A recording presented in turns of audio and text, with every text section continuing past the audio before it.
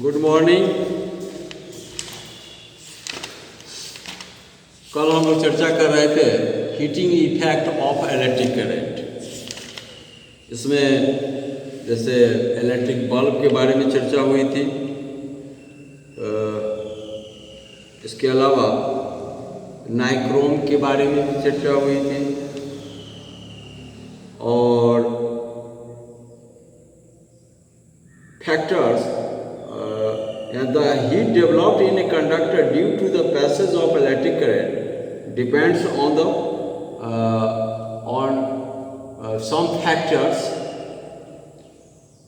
इसके बारे में भी चर्चा हुए थे, जैसे current flowing through the conductor, time of passage of current, nature of conductor, physical characteristics of conductor that is length and thickness.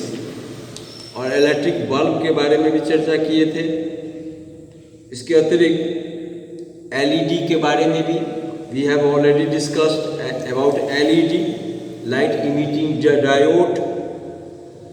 Bulb के स्थान पे आजकल इसका उपयोग होता है because it consume little energy then a bulb. LED requires a smaller amount of current as compared to an electric bulb। Electric bulb की तुलना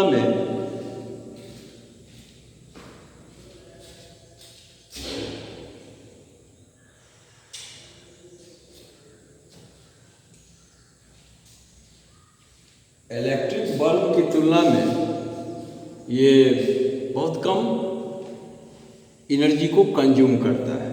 ठीक है, ये भी बतलाए थे कि इलेक्ट्रिक बल्ब का फिलामेंट जो है वो टंगस्टन का बना होता है।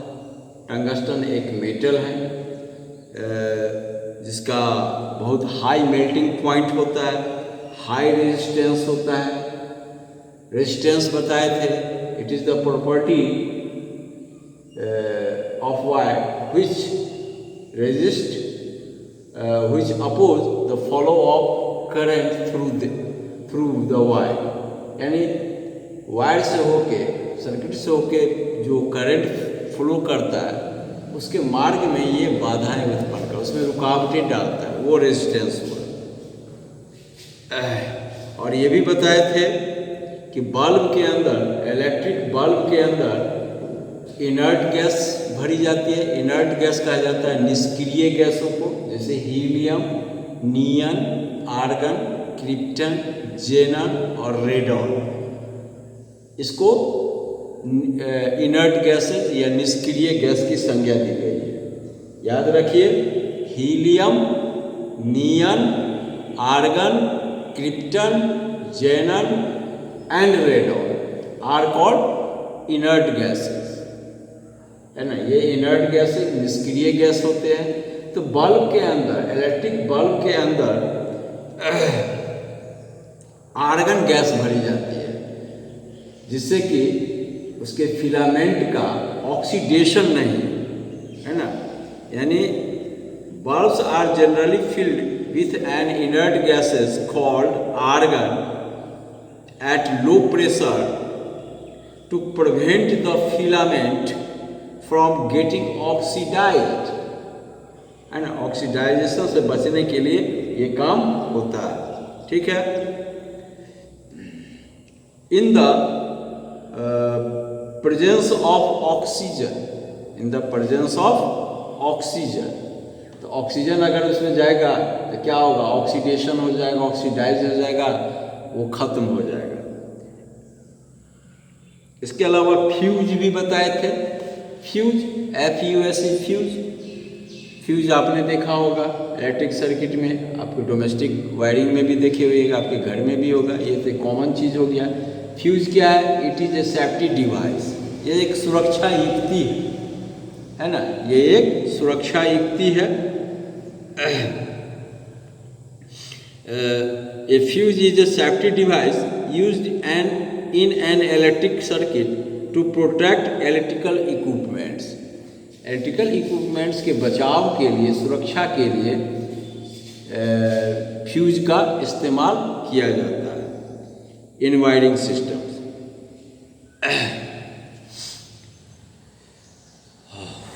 एक और होता है, फ्यूज के स्थान पर आजकल एक दूसरे प्रकार का सेफ्टी डिवाइस का यूज़ किया जाता है जिसका नाम है MCB, miniature circuit breaker.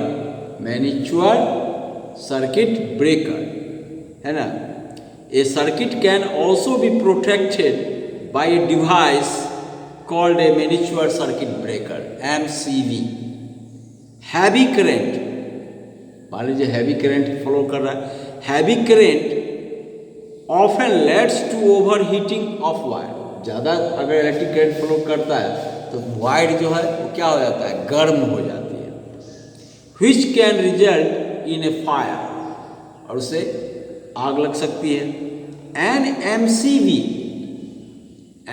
MCB trips to break the circuit, therefore every circuit in the house must have a fuse or MCB।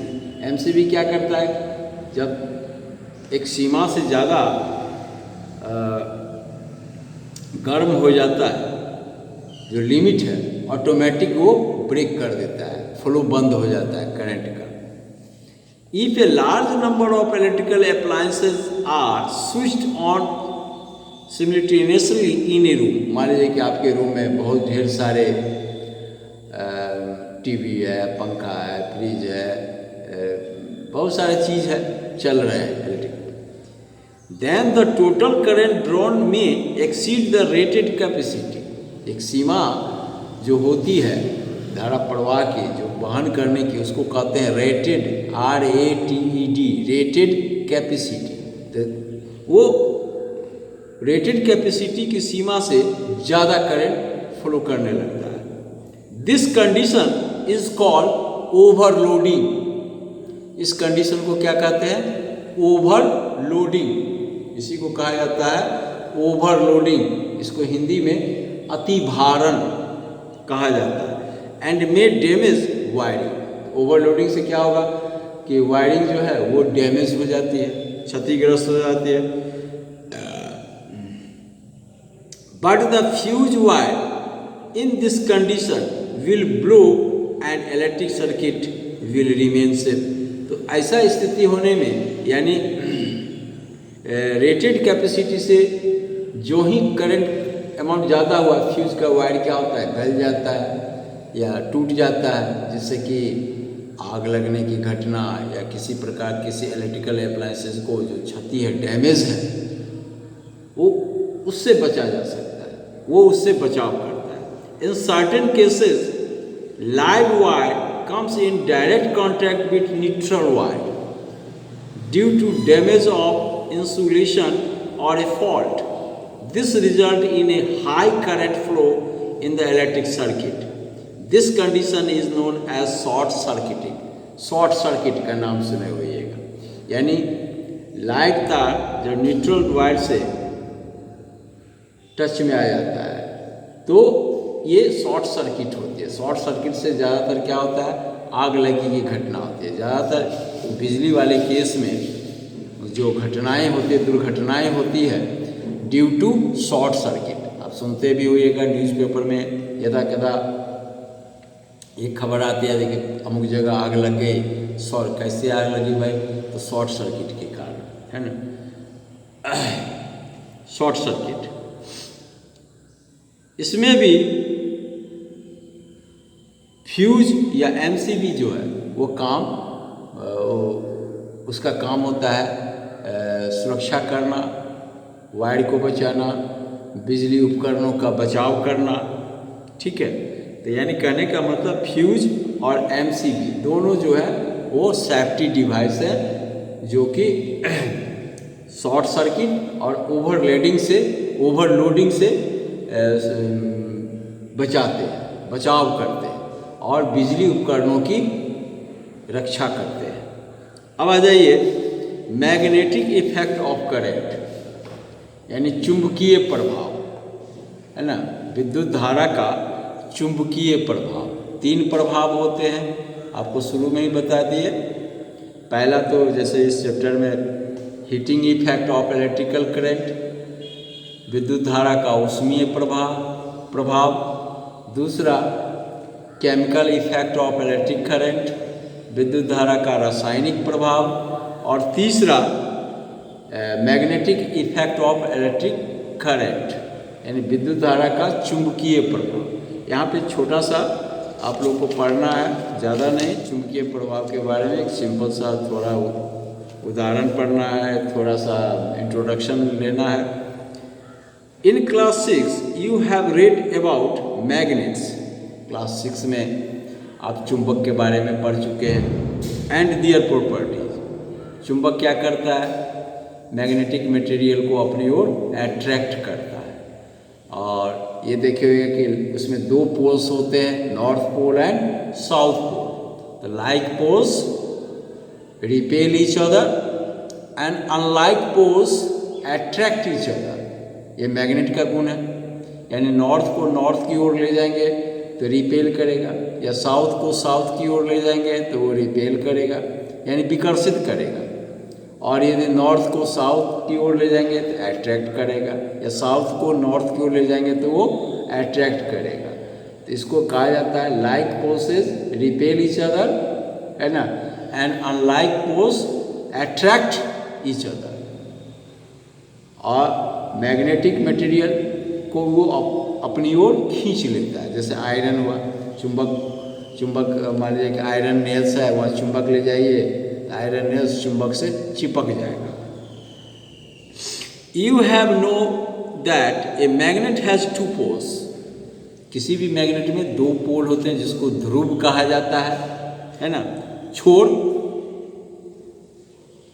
एक नॉर्थ पोल उत्तरी ध्रुव और एक दूसरा साउथ पोल यानी दक्षिणी ध्रुव। दो पोल होते हैं, उत्तरी ध्रुव और दक्षिणी ध्रुव। You also know that a freely suspended magnet always aligns itself in the north south direction। अगर किसी भी चुंबक को आप फ्रीली मतलब होता है स्वतंत्रता पूर्वक छोड़ दीजिए, लटका दीजिए, सस्पेंड कर दीजिए, यानी लटका दीजिए, suspended. The magnet always aligns itself in the north south direction. तो आप देखेंगे उसका एक छोर उत्तर की ओर और दूसरा छोर दक्षिण दिशा की ओर होगा, है ना। अब आ जाइए, एक डिड यू नो दिया हुआ है।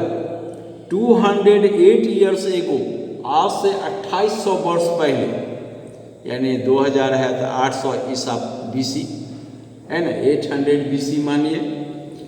ये सेफर्ड हुआ, सेफर्ड कहा जाता है गडेरिया का बच्चा, जो भेड़ बकरी को चराता है, उसको सेफर्ड कहते हैं, है ना।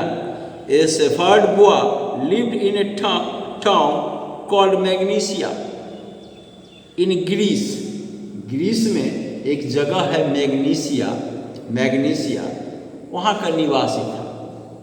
One day while he was pasturing his cattle, एक दिन वो अपने कैटल को चरा रहा था, है ना, चारागाह में घुमा रहा था, चरा रहा था।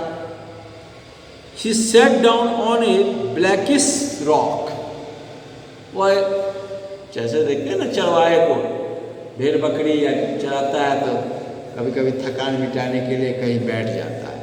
तो वो लड़का क्या किया, एक काले स्टोन पे जाके बैठ गया, है ना। He sat down on a blackish rock, काले चट्टान पे जाके वो जाके बैठ गया। While getting up, he found that the nails of his shoes and the iron hook of his stick were strongly attracted to the rock। तो बैठा तो जूता पहने हुए था, तो जूता में आयरन का हुक था और एक डंडा होता है ना, चरवाहे को, बाल मवेशी को चराने के लिए डंडा, स्टिक, तो डंडे में लोहे की मूठ लगी हुई थी। तो ऐसे करके रखा तो देखा मूठ उसमें चिपक गया, है ना, उसका जूता भी उसमें चिपक गया।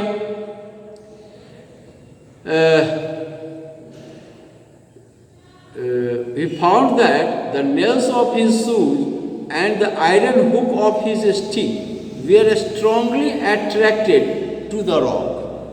This rock was the first magnet discovered by the man. और ये पहला मैग्नेट था जो मनुष्य द्वारा खोज की गई। चलिए, ये कहाँ हुआ, किस जगह में? मैग्नीशिया में। मैग्नीशिया कहाँ है? ग्रीस में। कब हुआ? तो 800 BC, यानी आज से 2800 वर्ष पहले। इस तथ्य का पता किसने लगाया? शेफर्ड बॉय, है ना।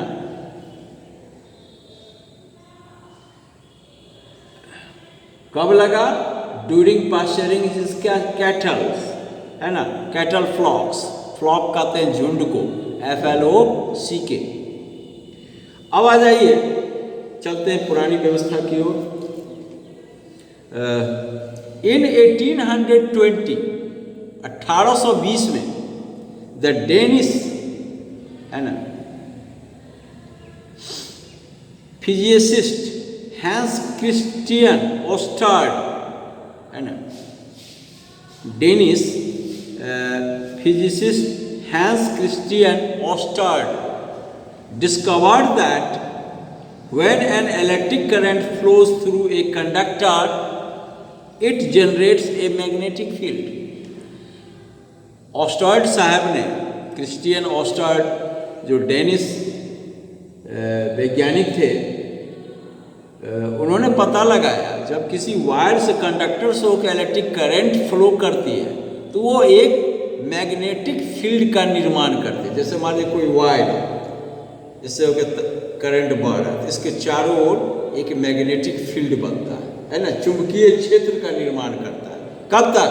जब इस होके करंट फ्लो करती है। तो इस तथ्य का पता किसने लगाया?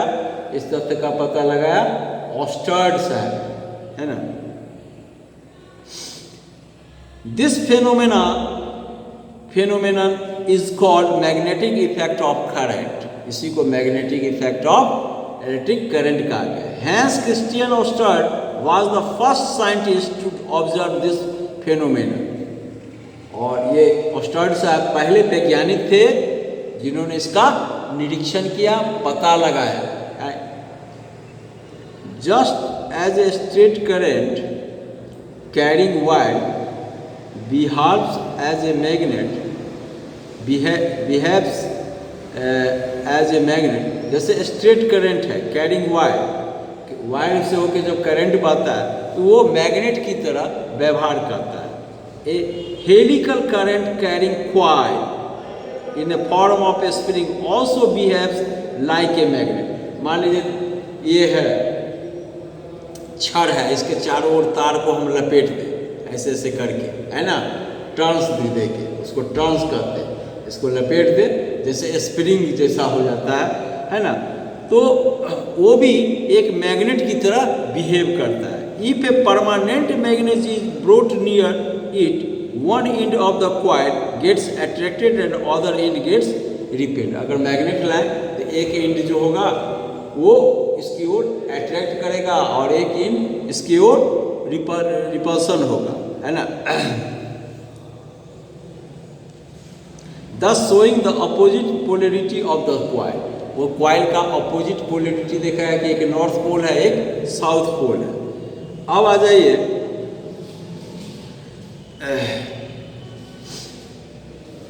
जैसे एक्टिविटी 3-4 को बाद में बताएंगे। Electromagnet, a long lightly wound helical coil of metallic wire containing soft iron in its core is called an electromagnet. इसको इलेक्ट्रोमैग्नेट कहा जाता है, ठीक है। यानी मान लीजिए कि ये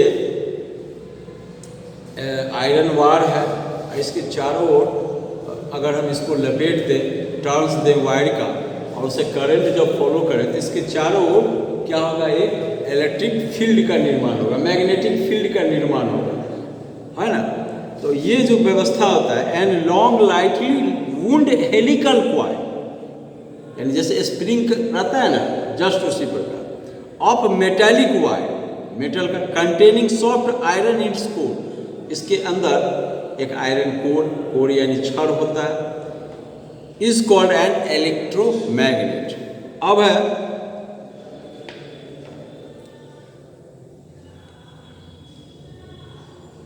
इसका उपयोग क्या है इलेक्ट्रोमैग्नेट्स का। Electromagnets are used in cranes for lifting heavy loads. Crane जो होता है लोहा के सामान को उठाने के लिए, उसमें इलेक्ट्रोमैग्नेट लगा रहता है।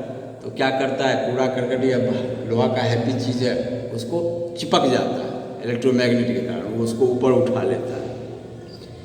या मान लीजिए कूड़ा करकट है, उसमें आयरन नेल्स है या आयरन मटेरियल्स है, तो उसको क्रेन उसमें डर गया, जितना आयरन मटेरियल रहा उससे चिपक गया। Electromagnets are use for separating magnetic substances from non magnetic substances. मान लीजिए कि मैग्नेटिक सब्सटेंसेस और नॉन मैग्नेटिक सब्सटेंसेस दोनों मिक्सअप है, और हमको मैग्नेटिक सब्सटेंसेस, मैग्नेटिक मटेरियल्स को बाहर करना है। इलेक्ट्रोमैग्नेट्स की सहायता से आसानी से मैग्नेटिक मटेरियल को सेपरेट या अलग किया जा सकता है। Electromagnets are used in electric bells, electric bell विद्युत घंटी में, टेलीग्राफिक एंड टेलीफोनिक सिस्टम में होता है काम इसका, स्पीकर्स में, ऑडियो सिस्टम में, वीडियो सिस्टम में, video tape recorders and players में इसका यूज होता है। ठीक है, अब यहाँ पे ये प्रश्न उठता है कि इलेक्ट्रोमैग्नेट के स्ट्रेंथ को या पावर को हम कैसे बढ़ा सकते हैं। ठीक है, the strength of an electromagnet can be increased by increasing the number of turns of the coil per unit length, है ना, यानी पर यूनिट लेंथ में उसका टर्न्स की संख्या को, मोड़ने की संख्या को बढ़ा के हम उसका स्ट्रेंथ बढ़ा सकते हैं। Increasing the amount of current supply, current की सप्लाई जो है उसको बढ़ा करके हम उसके पावर को बढ़ा सकते हैं। The nature of the core material magnetic property, और कोर मटेरियल का को भी सही करके हम इसके पावर को बढ़ा सकते हैं। तो अब इसमें बच गया आपको दो चीज़ें, एक एक्टिविटी 3, एक्टिविटी 4 और इलेक्ट्रिक बेल। इतनी चीज़ें बच गई है। ये कल अगले नेक्स्ट क्लास में मैं बताऊंगा आपको about electric bell and about activity 3 and 4। लेकिन जैसे की टर्म्स दिया हुआ है इसको आप एकदम याद कर लें। Electric current, electric circuits, close circuit, open circuit, circuit diagram, joule heating, electric fuses, electromagnet, है ना। तो कल जो इसका रेस्ट चीज़ जो बचा हुआ है उसके बारे में बातें होगी। आज इतना ही, ठीक है। तो लेकिन इसका जो समरी भी दिया हुआ है और की टर्म्स दिया हुआ है, और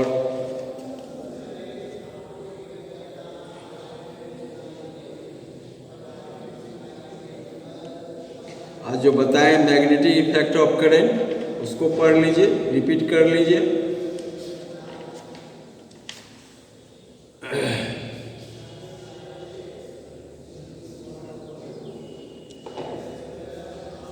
इसमें एक और चीज़ बचा हुआ है बस, केवल इलेक्ट्रिक बेल यानी जिसको कि विद्युत घंटी कहते हैं उसके बारे में।